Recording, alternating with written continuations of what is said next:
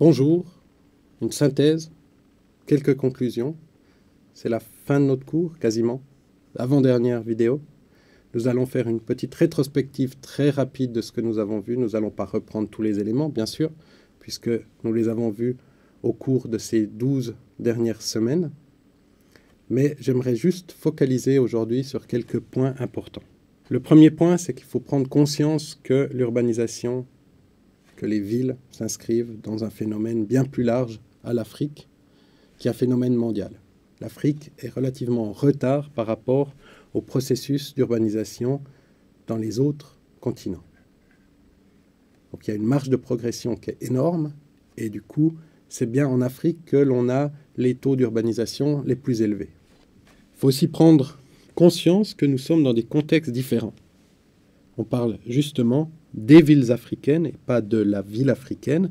Pourquoi ? Parce que, comme on le voit sur ces quelques images, on est dans des réalités extrêmement différentes.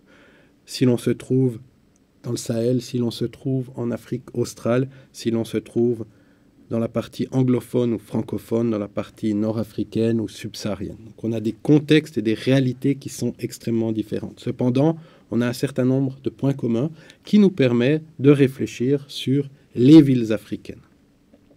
Quelques chiffres, toujours donner quelques chiffres au départ. On a vu le pourcentage de la population urbaine et pour l'Afrique, on est à moins de 40% ici.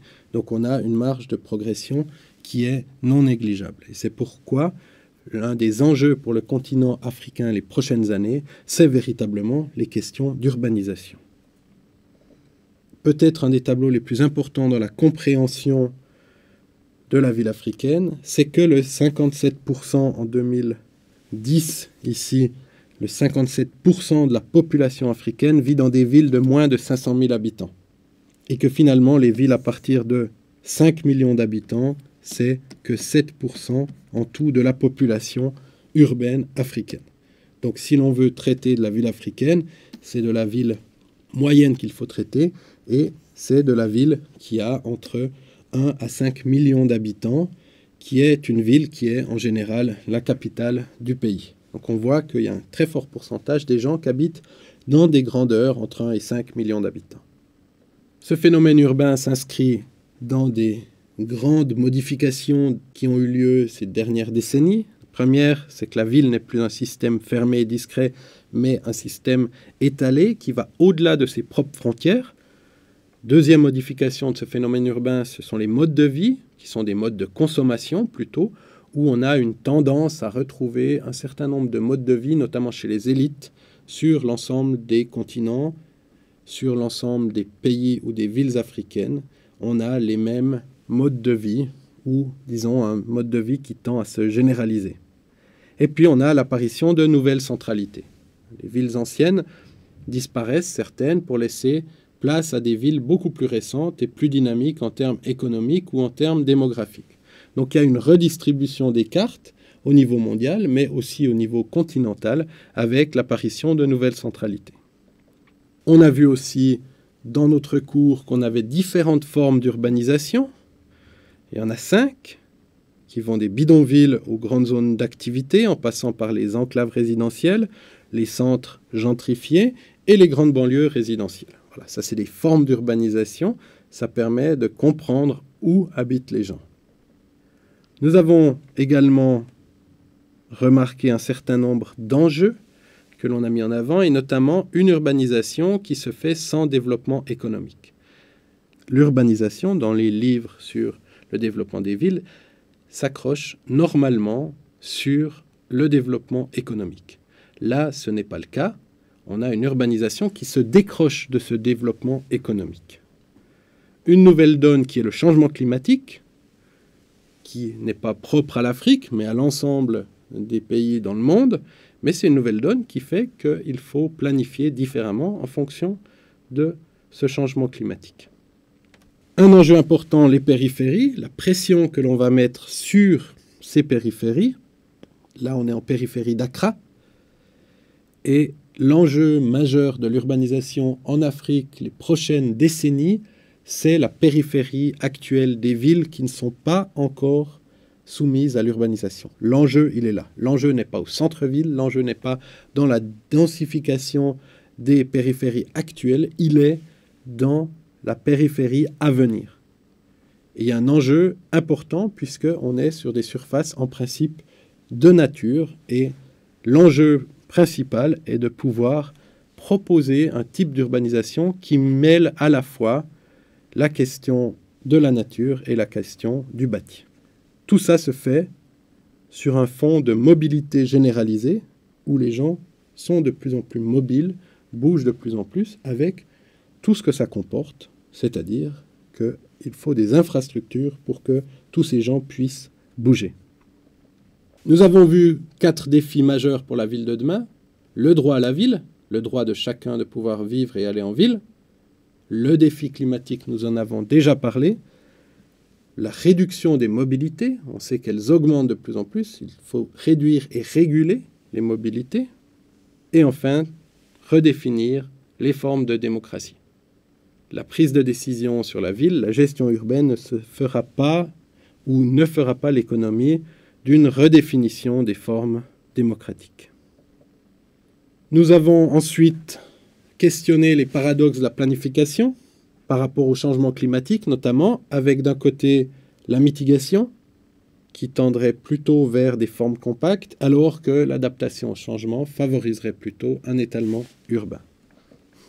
Nous avons questionné les questions d'énergie, de densité, et ici, la consommation annuelle de carburant en fonction de la densité par personne, et plus je suis dense ici, moins j'utilise de carburant, plus j'utilise de carburant, moins je suis dense.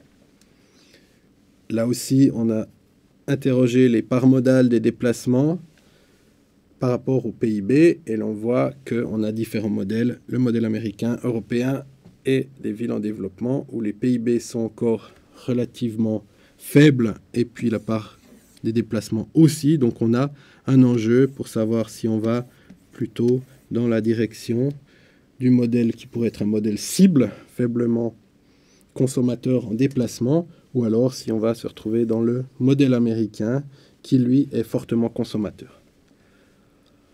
Nous avons rappelé les différents types de planification qui va du stratégique au programmatique ici et qui est sur des questions d'usage du sol, définition du sol, à des questions plus territoriales, en voyant que la planification, elle a passé ces dernières années de cette partie ici à cette partie-là.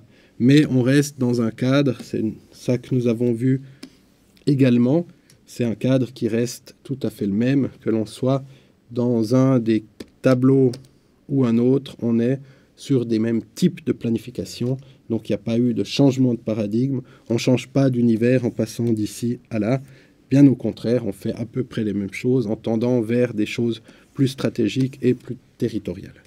C'était une des conclusions mi-parcours, c'est que le changement de paradigme a eu lieu entre les premiers plans d'urbanisme, qui étaient des plans de lotissement, où on avait spatialisé les rues, avec les plans suivants, qui étaient des plans de planification d'un type plus stratégique ou programmatique, mais qui ne faisaient plus la part à la spatialité.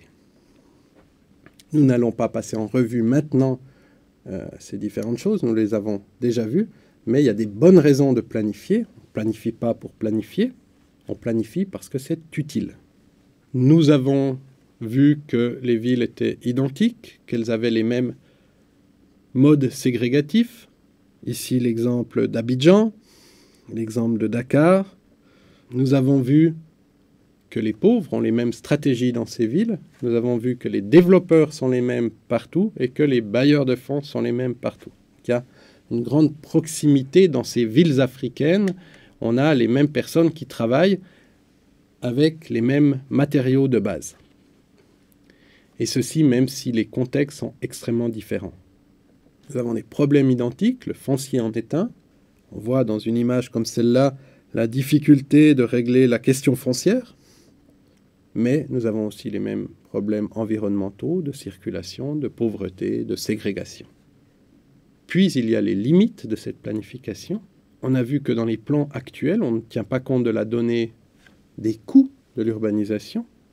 On voit aussi que dans les plans actuels, on ne fait pas mention de la pauvreté, donc on fait comme si la ville n'avait pas de pauvres. On voit aussi que dans les plans actuels, on fait comme si il y avait une sorte d'homme moyen, c'est l'invention de l'homme moyen, qui est l'habitant de la ville, mais qui dans les faits n'existe pas. Et puis, on voit qu'il n'y a pas de lien entre les questions de gestion et de planification. Donc normalement, ce que l'on planifie, c'est ce que l'on va gérer par la suite. Et si le lien n'est pas très clair, ça va poser des problèmes très rapidement. Donc nous avons milité sur un type de planification qui remettrait le mode de vie, les personnes, leurs pratiques sociales au centre des questionnements pour reconstruire ensuite toute une planification qui partirait des gens qui seraient autocentrés sur les individus et qui ne viendraient pas de l'extérieur, comme c'est le cas actuellement. Alors, après avoir vu et dit tout ça, nous avons bien sûr imaginé que nous avions, comme à chaque fois, notre ville, avec la situation existante, bien sûr, mais la ville que l'on planifie, ici. Donc ça veut dire que nous avons un horizon, et dans cette ville, nous avons différents systèmes qui fonctionnent. Alors c'est dur à spatialiser, mais on a un système spatial, un système économique, un système d'acteurs. Donc ça, c'est trois choses à prendre en compte. On n'est pas que sur des questions de programmation et de planification spatiale des choses, mais il y a une donnée économique importante et surtout une donnée de gouvernance ou de système d'acteurs très très importante. On a sur ces villes un certain nombre de défis. Nous l'avons vu, le droit à la ville, nous l'avons vu, la réduction des mobilités. Donc on spatialise le défi avec nos petites taches vertes ici. Bien sûr, c'est sur l'ensemble de la ville que l'on trouve ces défis. Et puis, on a un certain nombre également de contraintes, d'enjeux qui viennent s'appuyer ici. Les grandes thématiques, bien sûr, nous les connaissons parfaitement. C'est la question de la durabilité, c'est la question de l'environnement, c'est la question de la pauvreté ou encore du climat. Il y en a des quantités très importantes. Ces différentes questions, elles vont agir sur la ville. Voilà, résumer un petit peu notre ville avec la nécessité d'un arbitrage entre les choses, entre ces différents systèmes, entre ces différents enjeux, entre les défis, entre les questionnements que l'on peut avoir, les choix de société. On doit faire un arbitrage. Pourquoi ? Parce que dans un premier temps, on va articuler ces différentes thématiques pour les faire coexister, mais on va vite se rendre compte qu'il y a un certain nombre de nœuds qui sont indépassables, qu'on ne peut pas articuler, et à ce moment-là, on doit arbitrer entre deux thématiques. Vais-je donner plutôt dans l'adaptation au changement climatique ou dans la mitigation ? Ça, c'est un arbitrage, c'est des choix que l'on doit faire. Et la planification est une succession de choix, simplement. Ce n'est pas autre chose, c'est une succession d'articulation et d'arbitrage. Si on devait résumer, c'est comme ça que l'on résumerait cette planification urbaine. Mais ce qu'il faut bien avoir en tête, c'est qu'on s'inscrit dans l'existant. Lorsque l'on planifie pour un horizon quelconque, on s'inscrit dans un système d'acteurs, que ce soit les habitants, les politiques, les ONG, les privés. On est dans un système d'acteurs qu'il faut prendre en compte. On est dans un système économique qui va payer la ville. Et on est dans un système spatial où on doit prendre un certain nombre de décisions. Voilà, nous avons résumé en quelques minutes nos 12 semaines de cours. Je ne reviens pas sur la mesure de l'impact des plans, puisque nous en avons parlé dans la vidéo précédente. Mais nous voulions rapidement rafraîchir un petit peu la mémoire et montrer deux choses importantes. L'articulation des domaines, il n'y en a pas un qui est plus important que les autres, et l'arbitrage, qui sont des choix de société que l'on va faire. Il faut être pragmatique pour pouvoir planifier. On s'appuie sur ce qui existe. on ne fait que des choses que l'on pourra mettre en œuvre. Les utopies sont intéressantes, mais l'urgence de la planification en Afrique met l'utopie dans un agenda un peu plus lointain. L'utopie, c'est l'objectif final. Nous, il nous faut être pragmatique aujourd'hui, rapide, mais aussi réflexif. Il ne faut pas se précipiter, il faut réfléchir rapidement, répondre rapidement et mettre en place des systèmes qui sont durables et qu'il ne faut pas changer tous les 6 mois parce qu'on s'est trompé. Donc l'objectif principal est la durabilité du système.